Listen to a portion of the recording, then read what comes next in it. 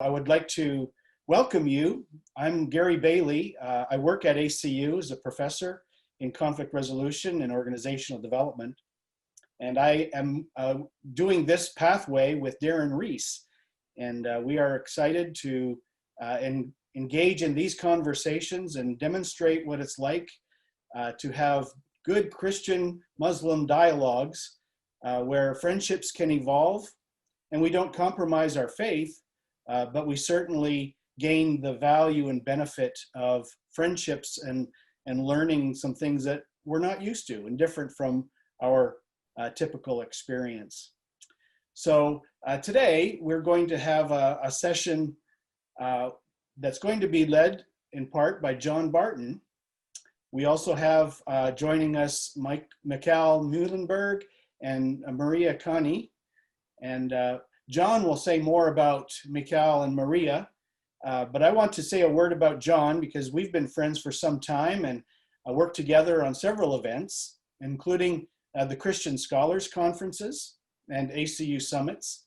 John works with Pepperdine University in Malibu, California, and he knows the Islamic community in Los Angeles and that area quite well. He works for religious freedom and has done missionary work in Uganda and other places.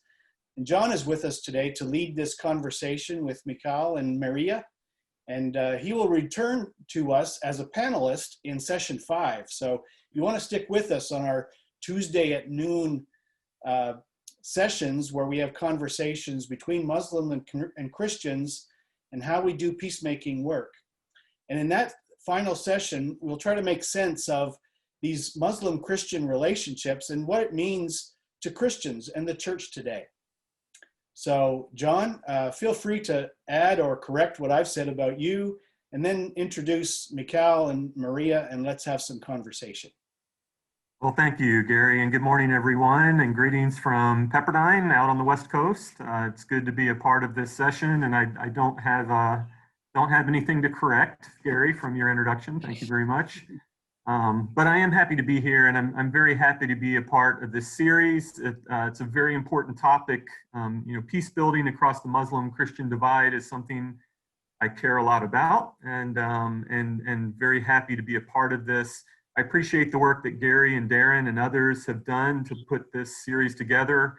I've participated and watched the first several weeks of this series, and I really think it's just been a remarkable series. And I think we have something today to contribute to it that will be meaningful as well. And the thing I appreciate about the series as we transition to our guests today is that when we talk about Muslim-Christian interactions and relationships and peace building across our divides, what this series has tried to do is to invite us not just to think about those things, but to imagine what it actually looks like, what it looks like on the ground, and what it might look like in our own lives. And so moving from just a cognitive head approach to these things to how it interacts more holistically across our lives. And so when they asked me if I would be willing to participate and what I might be able to contribute to this series, the first conversation I had with Gary about it, I said, well, the first thing that comes to my mind is I would like to invite Michal and Maria, friends of mine and our guest presenters today, because I think when we talk about these issues and what it looks like on the ground and what lessons we have to learn and successes and failures and attempts and methods and strategies and all the rest, I don't know anyone personally that's doing it as well and is committed to it as much as these two people and the organizations the organization that they represent. So I want to transition here pretty quickly. I'm going to tell you just a little bit about these two presenters and ask a question or two, and then I want to give our time to them, and they'll present for about 30 minutes or so, and then we'll have some time for Q&A from the participants and the panelists as well. But Michal and Maria represent an organization called Two Faiths and One Friendship, and they will tell us more about that. And they started that organization and they represent it. And as I said a minute ago, it's not just about mere interfaith dialogue or mere dialogue between Muslims and Christians. It's actually about building bridges between Muslim communities and Christian communities, as I like to say, not just setting up dinners and panels where we listen to experts talk about it, but how do we bring people together, people from the pews and people from the prayer mats, and how do we bring them together into relationship, into friendship, and into meaningful dialogue? How do you do that? And how do you do it well? What methods can be used to make that effective? What have they done? And they've done that with thousands now of members of mosques, local mosques and churches, and it's increasing across the nation and even across the world.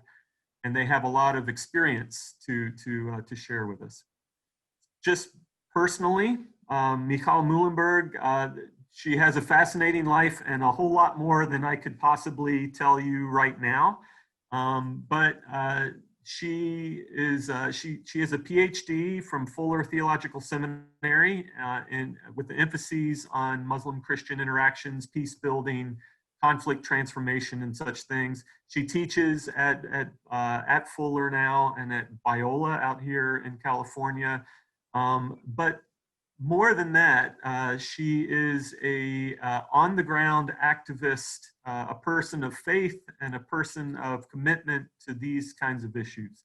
And so I'm just really, it's been a pleasure to interact and to collaborate with Michal on a number of things in recent years. And her partner today and her partner in the organization is Maria Khani. And you see Maria just clicked off. We're doing our best to get Maria here. She actually is zooming in from Damascus. And we did a trial run with this, and we're hoping that the internet and the electricity and everything works out for her. But Maria, I'll tell you a little bit about her anyway. She's in Damascus now to deal with some family issues, but she's a Syrian American. And she has lived all over the world. She's done a number of different things. In recent decades, she's lived in Orange County, California, south of Los Angeles, and has been involved for 20 or 30 years in education, K through 12 education in the Islamic school, private school systems down there. She's been a leader among some women organizations in the Islamic community of Orange County. She has written Arabic textbooks. She has won interfaith awards. She has done all kinds of things. But most recently, she's been working as a Muslim chaplain in the Los Angeles and Orange County prison systems. And in fact, she's the senior Muslim chaplain for LA. And so she's a chaplain. She's an educator. She's a person of faith and integrity and a good friend of Michal's as well. So we are thrilled to have them here today, and I want to turn it over to them and have them tell you a little bit more about their organization and how it operates and what it does and what they've learned, and we'll interact with them on that. So with that, I'll turn it over. Awesome. Yeah, I would like to introduce a little bit what we're doing, and then have Maria, as her internet connections are allowing her to share a little bit as well. So let me share my screen real quick to share a little bit of information about the work that we do over here. I want to start off with the quote, "Those who love peace must learn to organize as effectively as those who love war." And I think a lot of you, it sounds that you're already engaged with meeting people from other religions, but how can we organize it better? How can we increase our efforts so we reach more people? So briefly, what we do is we have a few stages in the work. We have a preparation stage. So this is for people who don't know any Muslims or any Christians who need a little bit of pre-work, if you will, because they have a lot of fears. And so we engage them just in their own communities, and the focus is there on helping people move from fear to interest. But we quickly want to move on to the next stage, which is when we start introducing people to each other. So we've organized countless amounts of dinners, mixer events, big events, small events, This past Ramadan, we had 20 online Ramadan experiences where 4 Muslims would meet 4 Christians. So about 100 of both communities were involved, 200 total. So this is all about meeting in a neutral environment and helping people move from stranger to friend. Then the third stage is when we start addressing questions. Some people start off with this, but we feel that it's important to make that personal connection first, and then we'll start digging into some of the big questions that people have. A big principle for us in these trainings is that it's caught more than taught. And so we model between the Muslim and Christian that do the presenting and engaging people in tough questions, how that's done. And the result is that we help people to move into deeper understanding. Stage 4 is where we help people to start going into friendship groups. We have short-term friendship groups that meet for 5 times, alternating in homes, where people move really from friends to family. We have examples, for example, in this picture, one of the Muslim ladies, she became such great friends with a Muslim couple. She, as a Muslim, became friends with a Christian couple, that when the husband was starting to lose his life and on his deathbed, his last request was for her soup. And so for her, as a Muslim Turkish lady, she made the soup that he loves for when he was in his dying days. So these kind of deep connections are built through these friendship groups. Stage 5 is when, for those that are interested, we help them to engage scripture. We believe that there can be no lasting peace if we keep our books closed. We need to engage. What does the Quran say about things? What does the Bible say about things? Have honest conversations about that. So we give a training around that, and we help people to engage in scripture groups in learning what each of their scriptures are saying about different matters. And then in the midst of all of that, what's really important to us is leadership training, helping leaders come together who run these groups to have encouragement, to learn from other people. And so an ongoing training in the process. We've done a lot of this nationwide. People have started initiatives together, Muslims and Christians working together on refugee resettlement, homelessness issues, mediation things, prison outreach. Here are a few pictures of some other cities besides LA that we've done training in with the Muslim and the Christian communities there. And last but not least, some of our guiding principles is that everything that we do is written, led, owned, and organized by Muslims and Christians together. No one has more influence or power than the other. Everything we do is trying to be proactive in diversity as well. We keep our trainings very brief, but we try to offer them frequently. Now with COVID, it's been a little bit harder. And we always tell people, please take a next step, take a next step, take a next step. And then here are some of the numbers of the work that we've done. So that gives you a little bit of an overview of what we do. Maria, if you're able, I would love maybe for you to share a little bit about what we cover in our trainings and how you put those together.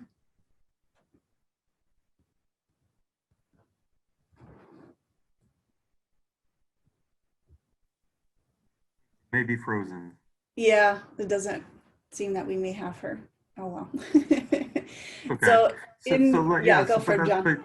But certainly you can, and hopefully Maria will come back in. But so that's a wonderful kind of quick overview of what you do. How would you see move people from mixers where they're just getting to know each other to building friendships and building some trust to having deeper dialogue, even looking at their scriptures, the leadership training.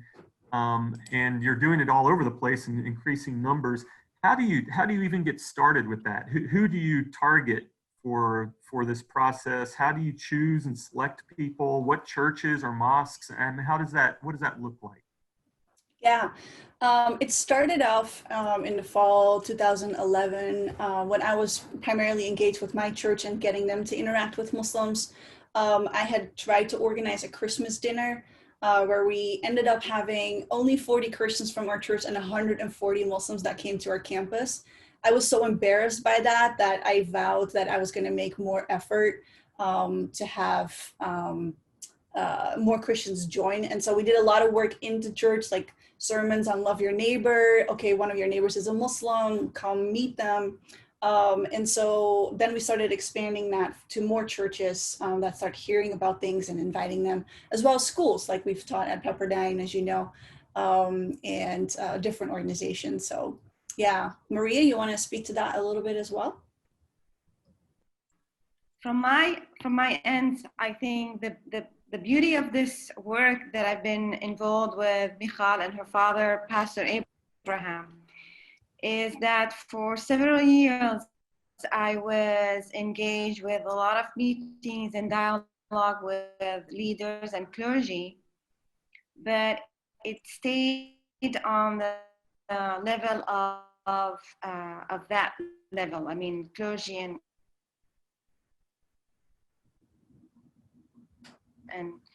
leaders, and I wanted to bring it down to the group. Michal and her father, we had kind of the same vision, and starting in my dream, where people, but they make friendship.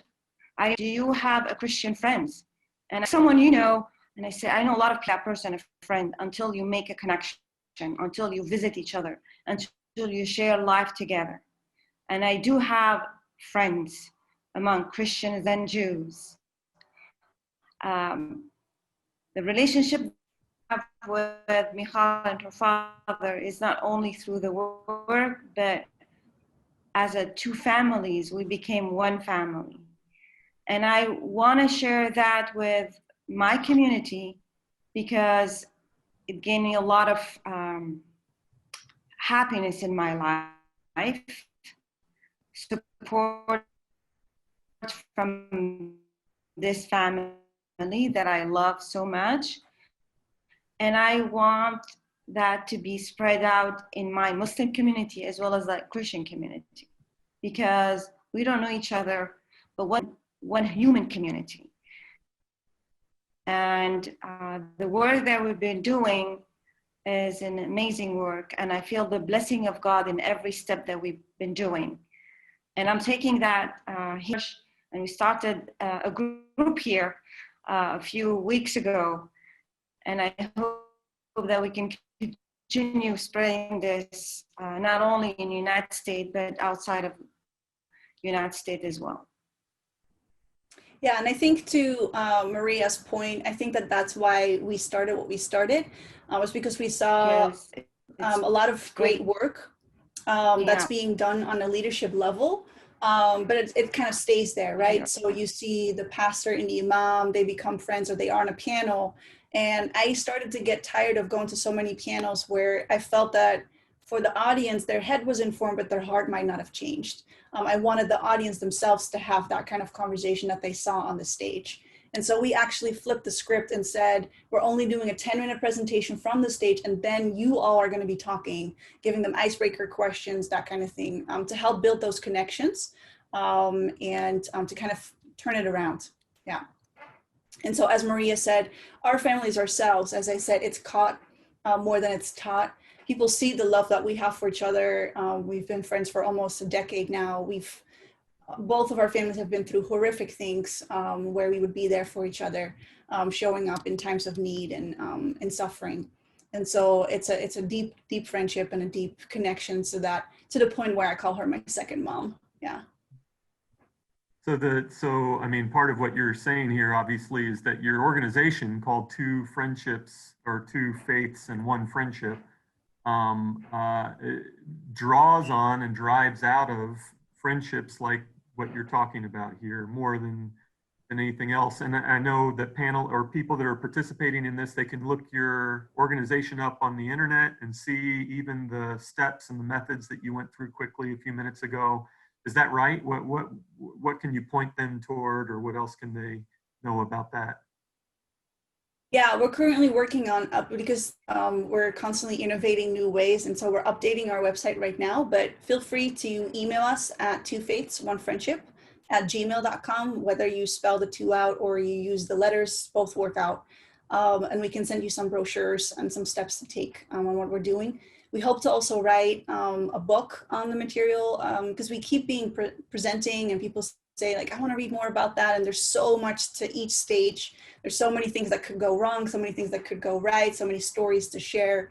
And so we're hoping to kind of, from now having done this for so long, to moving to creating more resources for other people who want to do similar things. So that's kind of the stage that we're in. Yeah.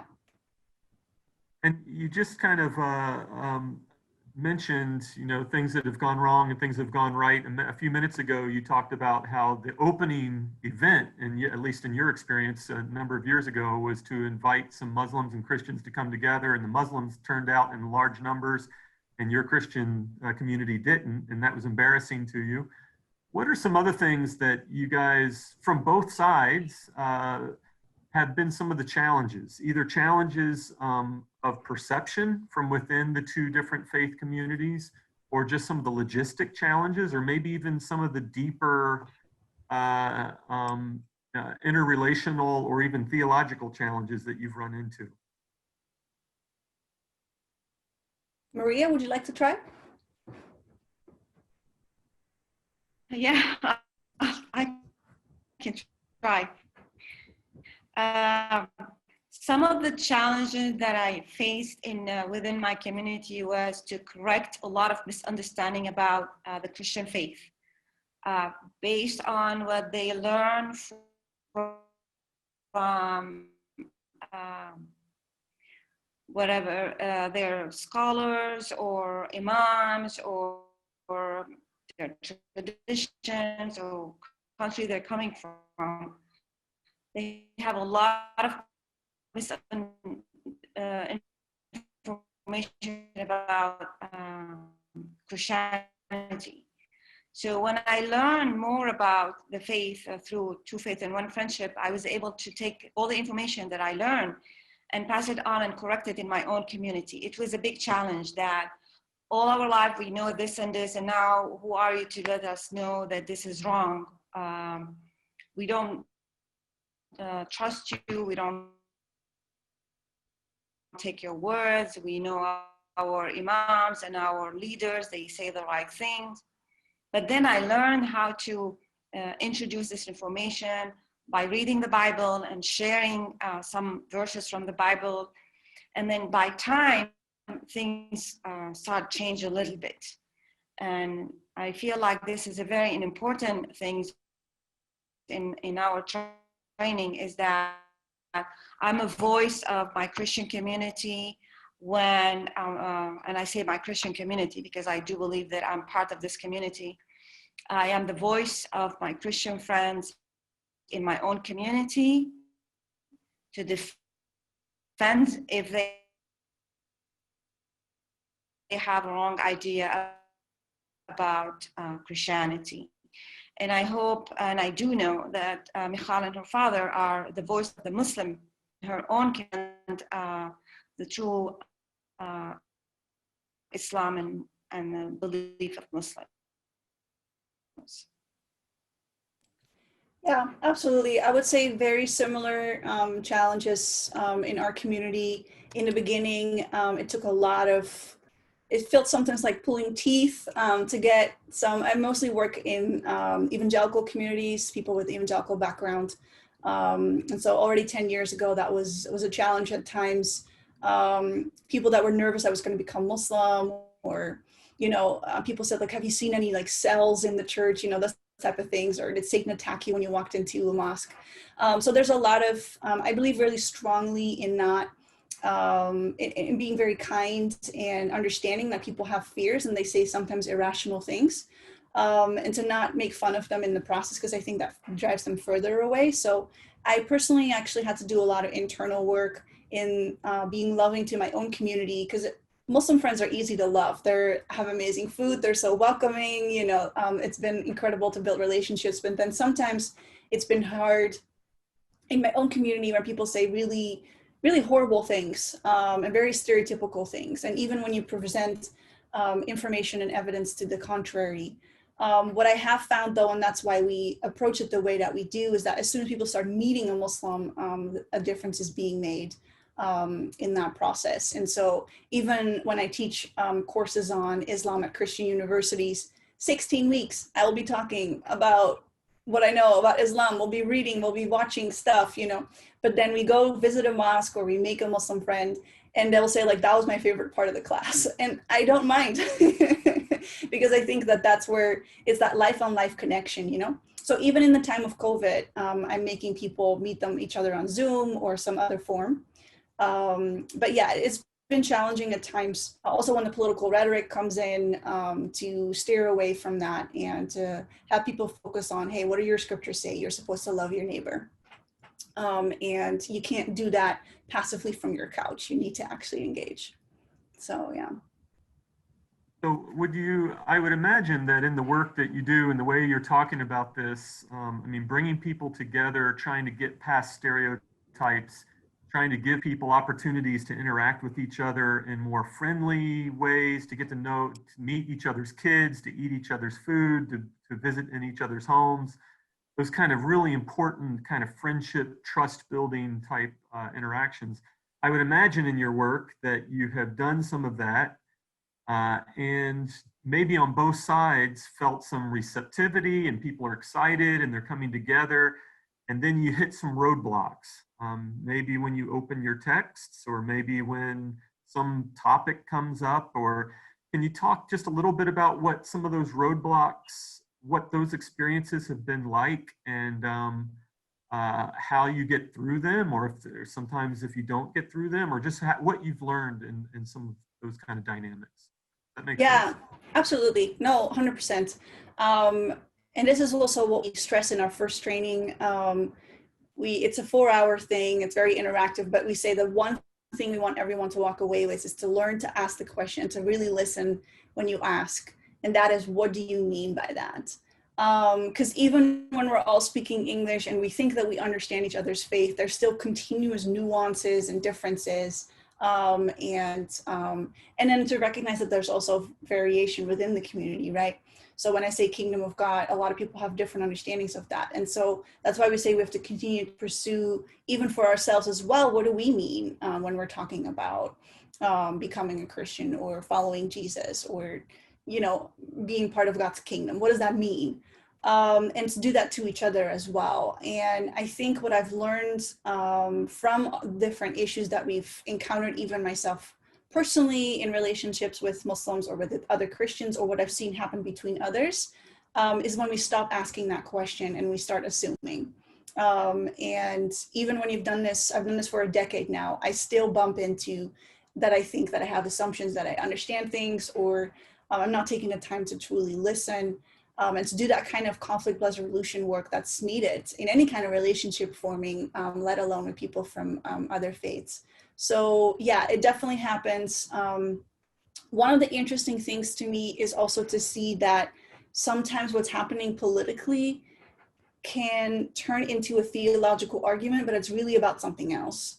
So for example, we introduced people to each other way back when, early 2010.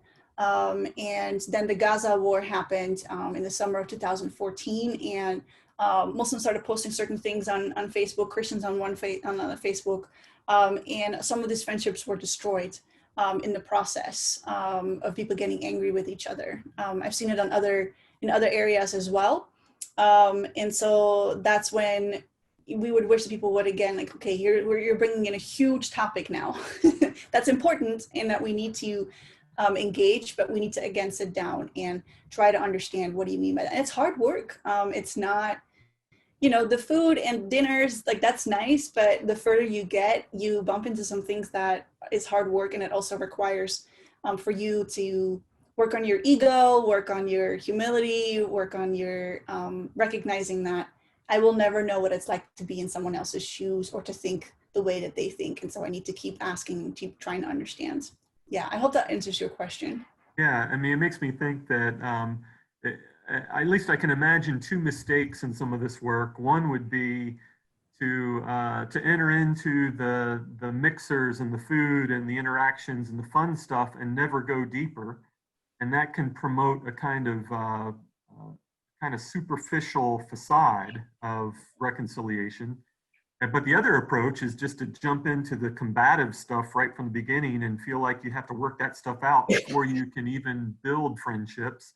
And that just sets up for misunderstandings and kind of warfare, for metaphorically, at least on the front end.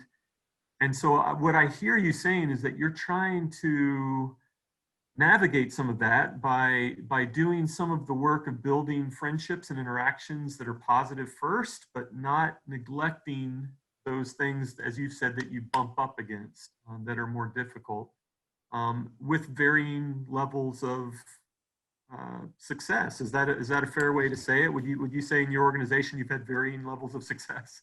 Yeah, absolutely. Absolutely. It is a balance of both, right? Because I think you can't be true friends if you're not also addressing some of the deeper questions that you have. But we've also seen, we've had two guys that have been really good friends. They've dove deep in. And then at some point, it started becoming argumentative and difficult between them. And they recognized we need to stop having these theological conversations for a while and go fishing. And they went fishing, didn't engage some of these topics, and it kind of deepened their trust and understanding of each other. And then they were able to re-engage some of these questions that they have of each other. So 100% I agree with you. Michal, do you have one thing I thought that might be good just in the last couple of minutes? You started by sharing those PowerPoint slides very quickly, kind of going through your stages. And I think that was helpful. Now that we've heard a little bit more of your story, I wondered if you might even just bring those back up and just go through them again very quickly, just to even kind of bring closure back around to what you guys do in the organization. Yep. If you want to do that, or if there's anything else you kind of want to add as some final comments before we open it up for questions. No, I would love to do that. There's a few things I didn't share with that, so let me do that right now. If y'all can see this. So I also wanted to speak, there's an amazing quote by Marshall that kind of also sums up what we're doing, that he says that arguably the best and perhaps only way to initiate change is by the building of one-to-one friendship among some individuals from both sides.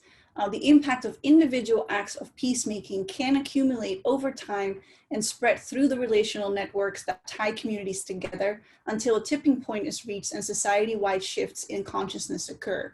And so I know that sometimes it can feel what we're doing is very small, but if enough people do these small things, what we've seen over the course of history is these things can have societal-wide shifts that can take place, right? We see that in the news right now as well with a lot of work that's being done on racial reconciliation, racial righteousness. Some of these things have been talked about for a long time, and we see in some grassroots areas some of that taking shape. And so, yeah, with that mentioned, I think thinking of this in stages, and then also recognizing that people are at different places, but having something ready for everyone to take a next step. So if someone is at the very big fear level, they have a lot of stereotypes, they're like Maria was sharing some also in the Muslim community, sometimes also with people that are immigrating to the United States. We had one woman in our training, and we were talking about the fact that we believe that God is one and that there's only one God. And as we were explaining that, she started almost tearing up, and she said, for me growing up in the Middle East and the culture that she grew up in the context, we were not allowed to talk about faith. It was discouraged to talk about faith. And her whole life she'd been thinking that Christians go to hell because they believe in 3 gods. But now hearing this, she felt such a release that it increased her understanding of people and being able to connect with Muslims. And we see the same thing in the Christian community, right? So much fear, so much apprehension, so many misunderstandings and stereotypes that we need to address. But it's also important not to spend too long here, because I think I've seen people taking like a year-long course on Islam as Christians, but never actually meeting a Muslim. And I really think we need to move out of that and meet the other, and try as much as you can to create neutral spaces, as well as what we said, flip the script. And so allow people to interact with each other. We have to trust people in our churches, people in our classrooms. They can do this. They don't need to hear us talk the whole time. They can talk themselves. And I know for myself, I've had to learn to give up a lot of control. As a teacher, I want to, be the one talking and teaching. I had to learn, okay, shut up, Michal, let people talk, give them a bunch of questions. They can do this, right? So that's important in that stage. And then addressing the deeper misunderstandings. One of the things that we've started doing in our trainings is that we've identified the top 8 big misunderstandings that Christians have with Muslims and the top 8 that Muslims have with Christians. There's no way that we can get to all of them in training. So one of the other ways, again, that we make it very interactive is we ask the audience, which of these are your top 3? Like, walking away today, what is your biggest question that you really hope can be answered? And we vote on it and kind of see, and it's been interesting to see a shift.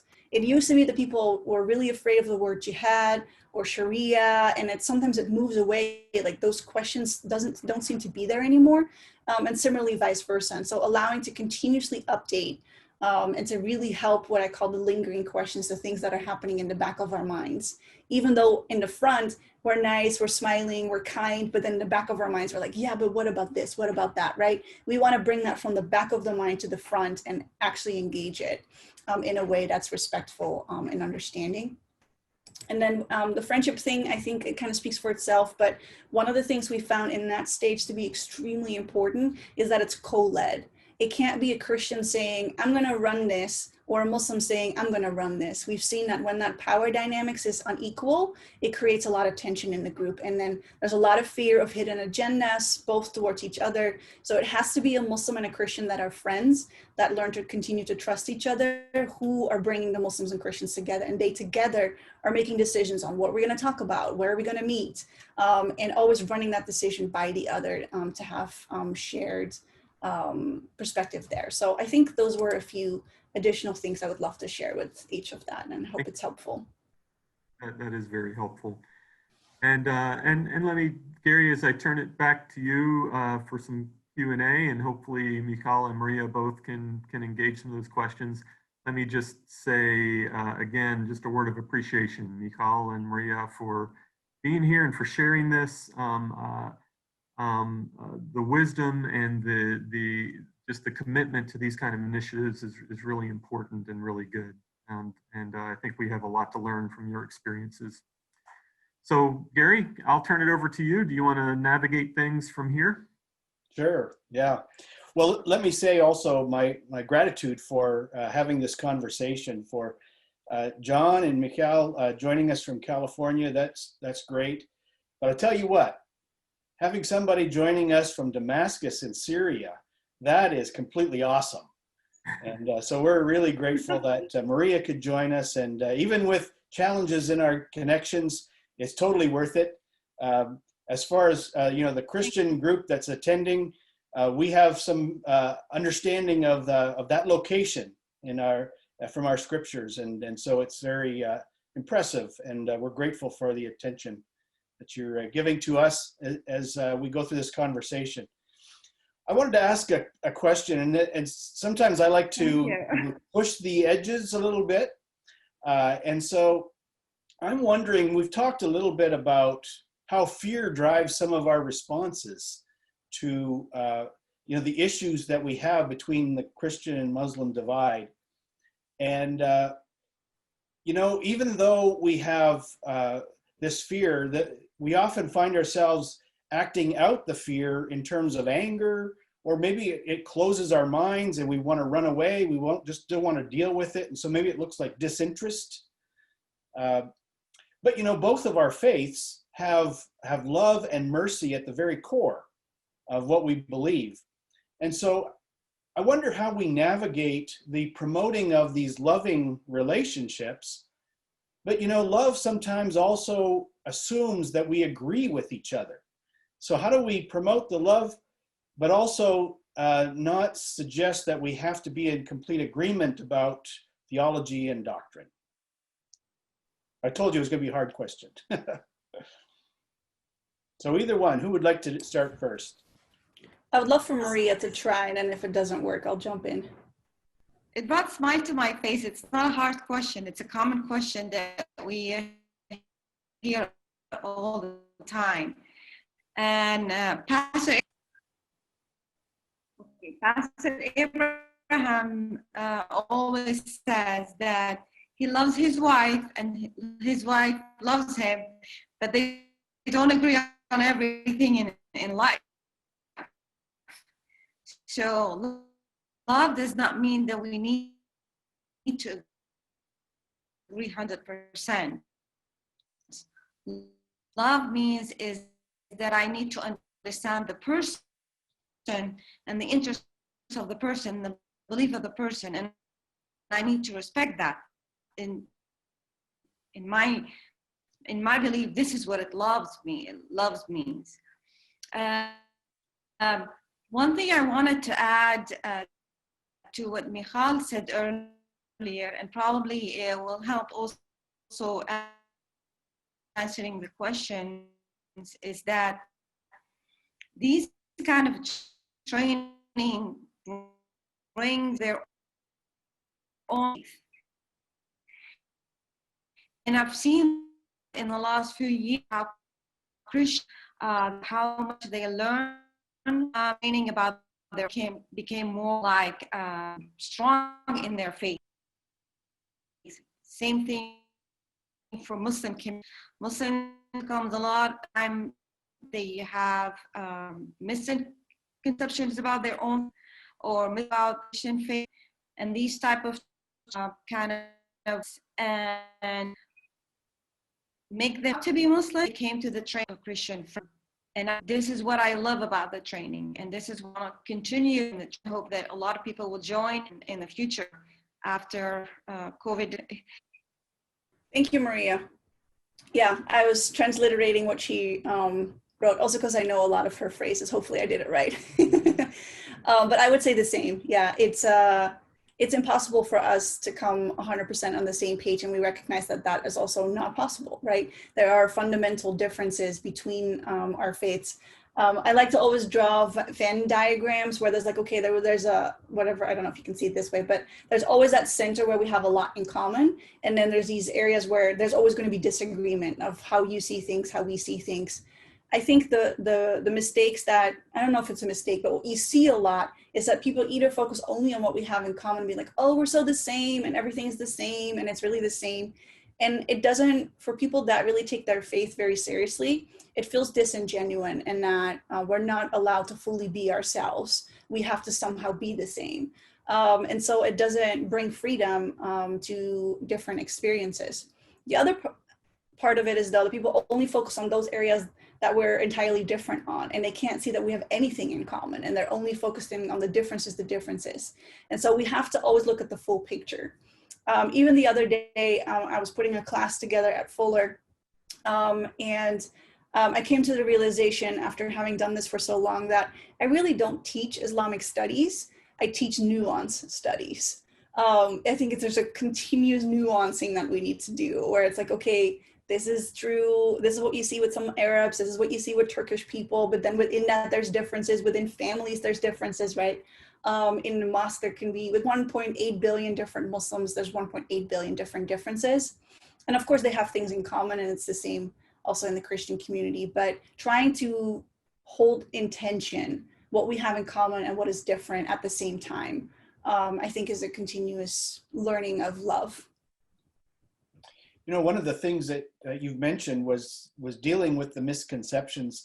And, you know, some of us are fairly new to the conversation, and we are in that stage one.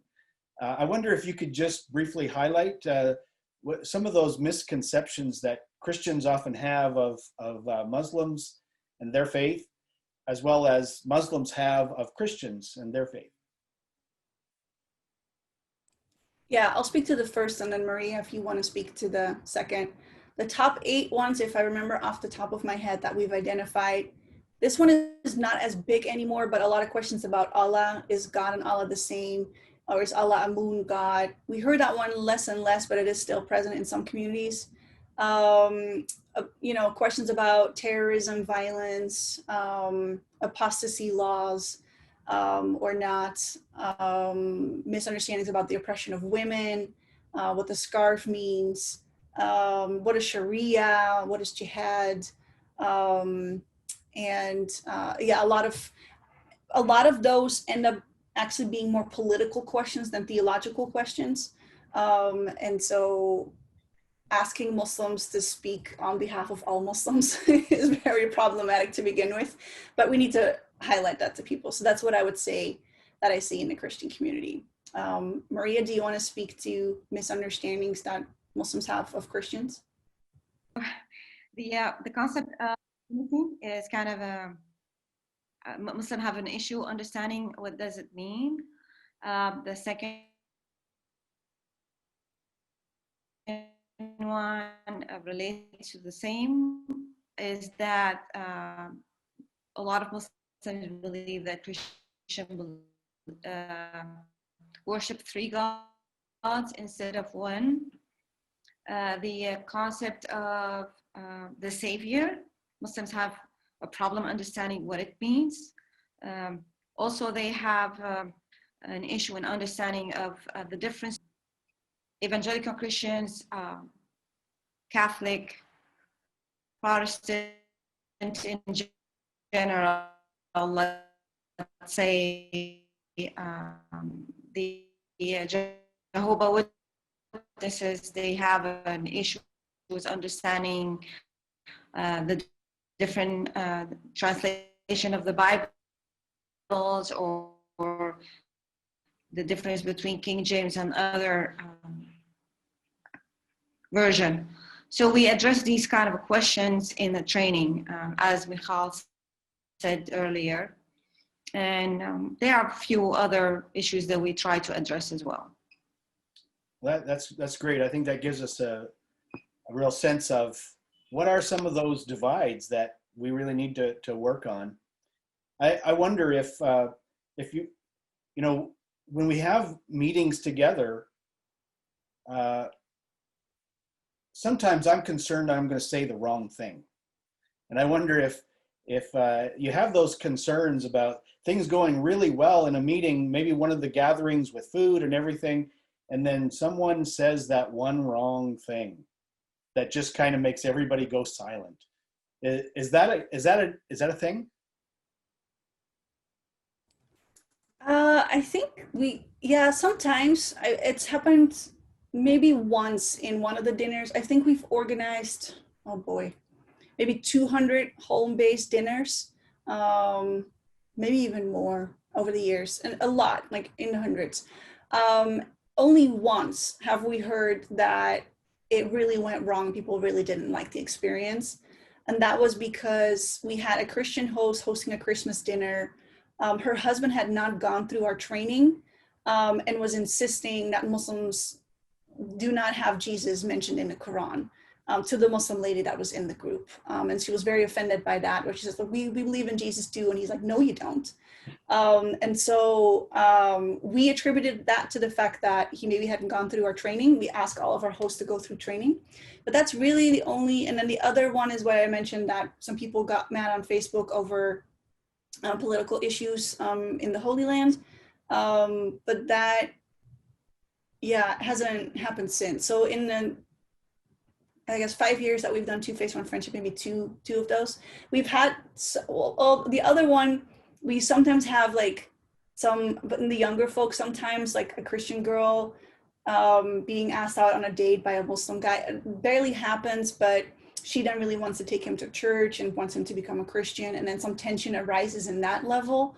But that is kind of outside of our trainings. You know, we introduce people and we give them the tools, but we can hardly be, 100% responsible for where they're taking that.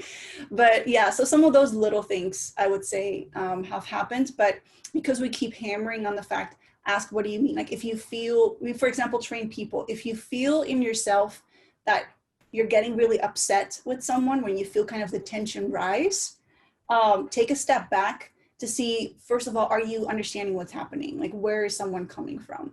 And I'll never forget, I was doing a Bible study in someone's home. I was invited to speak about my relationship with Muslim friends.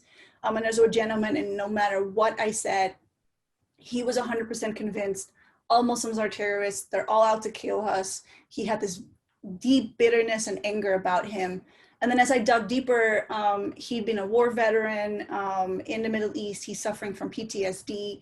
I'm not saying that what he was saying is okay, but I'm trying to understand he's coming from a point of pain and filters everything through that lens.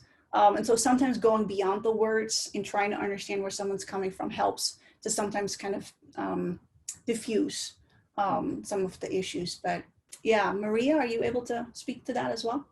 Yeah, I think you said everything. And I remember one person in the training we had in Anaheim.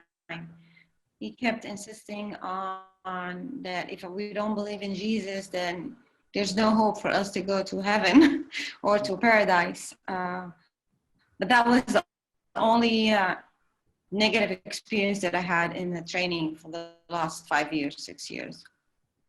You know, I'm also interested in just some of the practical things of if I want to participate in like an iftar dinner, maybe I would like to be a host.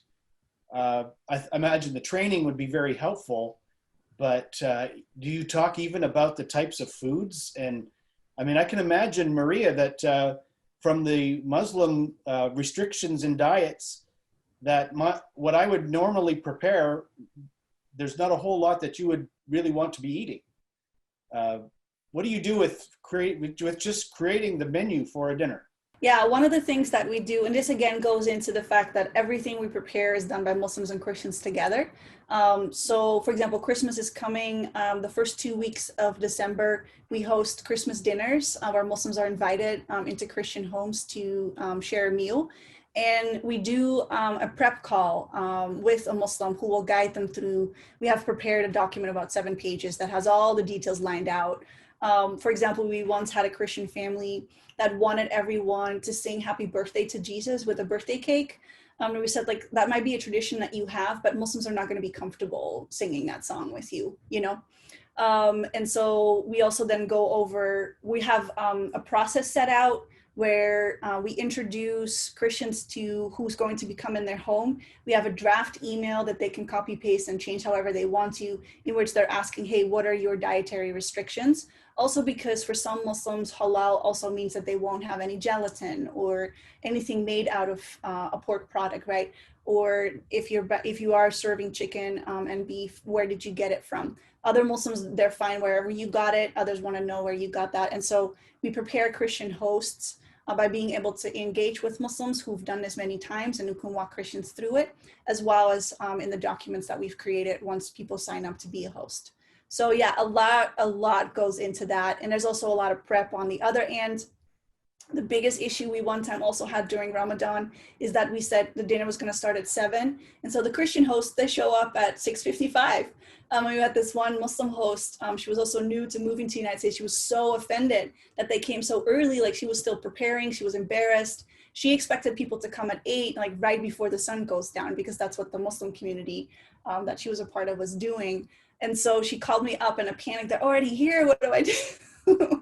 And so we had to prepare our Muslim hosts as well. Like, hey, for the majority of Christians, when you say 7, they're going to be there at 7. They may even be 5 minutes early.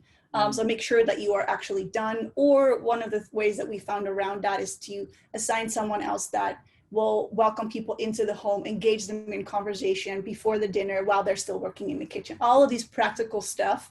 Yeah, we're working to put all of that in a book, because there's so many little things that you don't know what you don't know, right? So yeah. A book will be great, and I think that'll be very helpful in some of these practical concerns. You know, one of the things our attendees are interested in is what's next for the organization, Two Faiths, One Friendship, expanding geographically, new initiatives. What can we expect in the future and look for? Yeah, thank you. I mean, our dreams are big, but our time is limited. All of us have full-time jobs. None of us are paid to do this. It's all volunteer. So even I'm surprised we've even reached the numbers that we have. I recruit a lot of my students in class where it's like, you want to do an assignment? You're helping me organize dinners. But yeah, we really, this past COVID, this past Ramadan, we had people join all over Europe and in the Middle East as well in online Zoom calls. So that was really exciting. So the next steps for us would be, we really want to work on our resources where it's almost a click and play, like watch this video for this training, and then take this next step, so that we don't become bottlenecks in the process, because we found that our time is so limited.